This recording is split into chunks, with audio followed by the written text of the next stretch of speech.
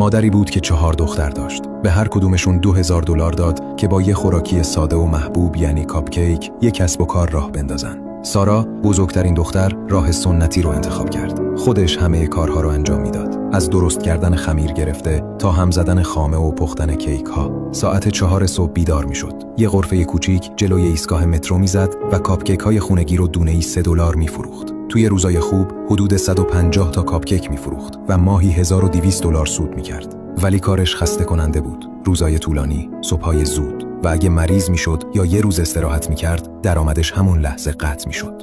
امیلی، دختر دوم، ایده دیگه‌ای داشت. اون حتی یک کاپکیک هم خودش نپخت. به جاش سراغ شیرینی پزی‌های محلی رفت که حاضر بودن کاپکیک رو دونه‌ای $2 به طور عمده بهش بدن. بعد با ماشینش میرفت سراغ اداره‌ها و کافتریاهای شرکت‌ها و دونه‌ای $3 میفروختشون. چون خودش لازم نبود کیک بپزه، میتونست فقط روی فروش تمرکز کنه. امیلی روزی 500 تا کاپکیک میفروخت و سود ماهانش نزدیک $2800 بود. اون باهوش بود، میدونست چطور واسطه باشه، به صورت عمده خرید کنه و به یه بازار بزرگتر بفروشه. جسیکا، دختر سوم، حتی بزرگتر فکر کرد. مستقیم رفت سراغ کافتریای شرکت‌ها و گفت من تأمین کننده بلند مدت کاپکیک میشم و ارزونتر از هر کسی اونا رو بهتون میفروشم. ولی یه شرط گذاشت. باید هزینه سفارش‌های ماهانه رو از قبل پرداخت کنید. شرکت‌ها مردد بودن. اگه پولو بگیره و فرار کنه چی؟ جسیکا از کارنامه موفق خواهرش به عنوان تضمین استفاده کرد تا نشون بده قابل اعتماده. وقتی $8000 پیش پرداخت گرفت، با همون پول قرارداد انحصاری با 10 تا از شیرینی پزی‌های شهر بست و عملاً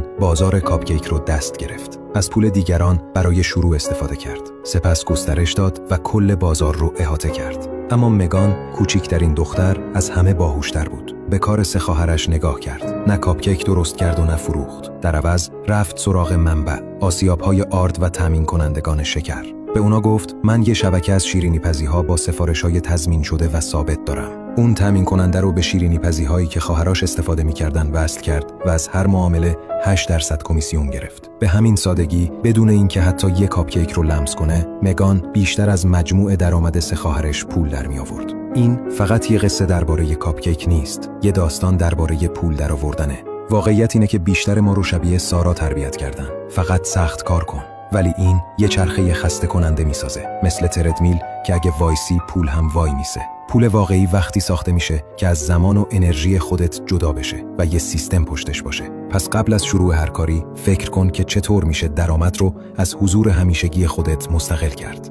اگه رشد رو دنبال نمی‌کنی، احتمالاً دیگه هیچ وقت ما رو نمی‌بینی. ولی اگه این کارو انجام میدی، تبریک میگم. تو هر روز در حال رشدی.